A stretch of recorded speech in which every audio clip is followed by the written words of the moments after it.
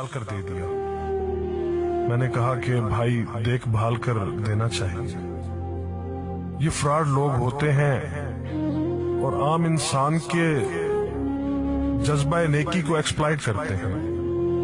फरमाने लगे आपने वजह फरमाया, मैं पहले ऐसा ही करता था, फिर एक वाक़ये ने मेरी दुनिया बदल कर रख दी।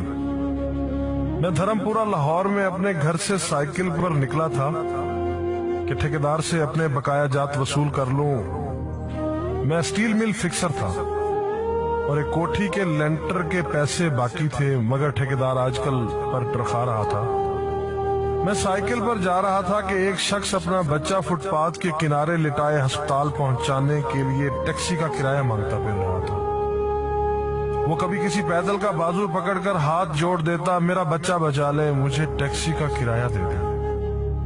तो कभी मोटरसाइकिल वाले को हाथ देकर रोकता, कभी किसी कार वाले के पीछे भागता कि वो कार में उसके बच्चे को अस्पताल पहुंचा दे। कोई रुकता तो कोई ना रुकता, जो रुकता वो भी उसे घूर कर देखता और आप वाली सोच कर उसे डांटता, काम करके खाने की नसीहत करता और आगे निकल जाता। मैं जो साइकिल साइड पर रोक के एक पांव जमीन पर टेके उसका तमाशा देख रहा था, अचानक उसकी नजर मुझ पर भी पड़ी। उसने मेरी साइकिल का हैंडल पकड़ लिया। भाईजान खुदा के लिए मेरे बच्चे की जिंदगी बचा ली, उसको सख्त बुखार है, आप नीचे उतरकर उसको देख तो नहीं, आपको यकीन आ जाएगा। आप देंगे तो शायद किसी और को भी एतबार आ जाए, मगर मैं भी आपकी तरह सोच रहा था। फिर जिस जारहाना अंदाज में उसने मेरी साइकिल का हैंडल पकड़ रखा था, लगता था कि इधर मैं साइकिल से उतरा और उधर वो साइकिल पकड़कर भाग जाएगा। मैंने भी उसे काम करके खाने की तलकीन की और पिछले जुमे में सुनी हुई हदीस उसको भी सुना दी।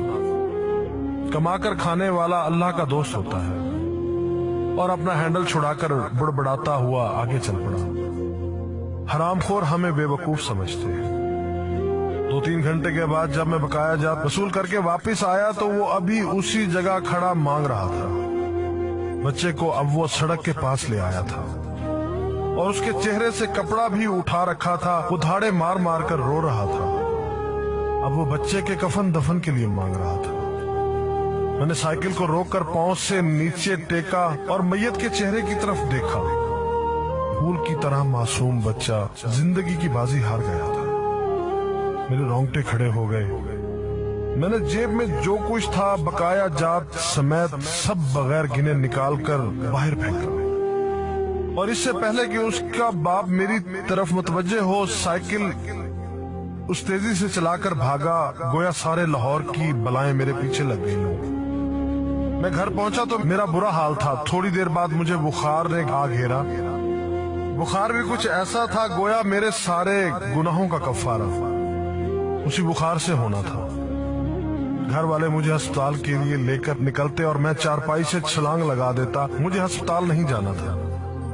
मैं उसी बच्चे की तरह एड़ियां रगड़ रगड़ कर मरना चाहता था। 2-3 दिन के बाद बुखार को तो आराम आ गया, मगर मैं जहनी मरीज बन गया। मुझे लगता गोया मेरा अपना अकलौता बेटा जो 3री क्लास में पढ़ता था वो उस बच्चे के कफारे में मर जाएगा। मैंने बच्चे का स्कूल जाना बंद कर दिया। बीवी के बार बार इसरार के बावजूद मैं बच्चे को स्कूल तो क्या दरवाजा खोलने भी नहीं जाने देता था। 40 दिन गुजर गए थे और बच्चे का नाम स्कूल से कट गया था। वाइफ ने अपने भाई से बात की जो दुबई की कंपनी में कैशियर था। उसने मुझे बाहर बुलाने के लिए पासपोर्ट बनाने को कहा, मगर एक तो मैं शनाख्ती कार्ड भी पैसों के साथ निकालकर बच्चे की मैयत पर फेंक आया था। दूसरा, मैं खुद भी बच्चे को अकेला छोड़कर बाहर नहीं जाना चाहता था। वो 40 दिन कयामत के 40 दिन थे। 40वें दिन 10 बजे के लगभग हमारे घर का दरवाजा बजा। दरवाजा मैंने खुद ही खोला और सामने उस बच्चे के बाप को देखकर मुझे चक्कर आ गया। मुझे लगा जैसे हम दोनों आमने सामने खड़े खला में चक्कर काट रहे हैं। दरमियान में बच्चे का चेहरा भी आ जाता। मेरी कैफियत से बेखबर उस बाप ने मुझे दबोच लिया और फूट फूट कर रोना शुरू कर दिया। वो कुछ कहने की बजाय मेरी ठोड़ी को हाथ लगाता और उसे चूम लेता, जबकि मैं पत्थर का बुत बने उसकी गिरफ्त में था। کہ اچانک مجھے جھٹکا لگا اور میری چیخ کچھ اس طرح نکلی جیسے کسی کو پانی پیتے وقت اچھو لگ جاتا ہے اور پانی اس کے منہ اور ناک سے بہہ نکلتا ہے۔ میں اس بچے کے باپ کو سختی کے ساتھ سینے سے لگائے یوں رو رہا تھا گویا اس کا نہیں بلکہ میرا بچہ مر گیا ہے۔ ہمارے رونے سے گھبرا کر پورا محلہ اکٹھا ہو گیا تھا۔ آہستہ آہستہ 40 دنوں کا غبار نکلا۔ اس کو میں گھر میں لے کر آیا۔ محلے والے بھی آ گئے تھے جنہوں نے اس آدمی سے بہت افسوس کیا۔ کچھ دیر بعد اس نے اپنی جیب سے میرا شناختی کارڈ نکالا اور مجھے واپس کیا، پھر جیب میں ہاتھ ڈال کر کچھ پیسے نکالے اور میرا شکریہ ادا کر کے کہنے لگا کہ آپ کے پیسے بڑے برکت والے تھے۔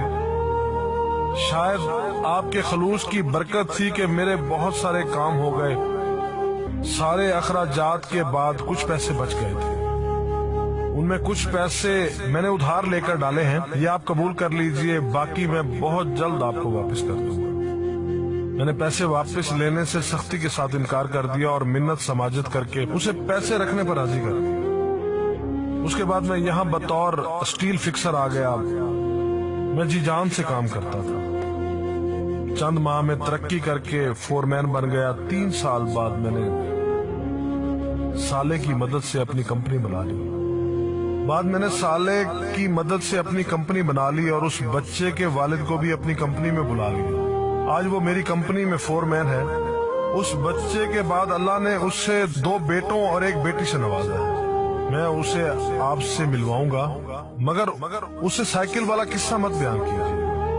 وہ آج تک نہیں پہچانا کہ میری سائیکل روک کر اس نے مجھ سے سوال کیا تھا۔ وہ مجھے ولی اللہ سمجھتا ہے جس نے اس بچے کی لاش دیکھ کر سب کچھ نکال کر دے دیا۔ قاری صاحب، اس دن کے بعد میں کسی کو خالی ہاتھ نہیں لوٹاتا۔ قاری صاحب، اس دن کے بعد میں کسی کا ہاتھ خالی نہیں لوٹاتا۔ تھوڑا سا دینے سے نہ وہ امیر ہوتا ہے اور نہ میں غریب ہوتا ہوں۔ بس دل کو تسلی ہوتی ہے کہ میں اس بچے کا خون بہا ادا کر رہا ہوں۔ رہ گئی لوٹنے کی بات تو قاری صاحب ہمیں کون نہیں لوٹتا۔ جوتے والا ہمیں لوٹتا ہے، کپڑے والا ہمیں لوٹتا ہے، سبزی اور گوشت والا ہم کو لوٹتا ہے۔ اتنا لوٹنے کے بعد اگر کوئی ہمیں اللہ کے نام پر لوٹ لے تو شاید حشر میں ہماری نجات کا سامان ہو جائے۔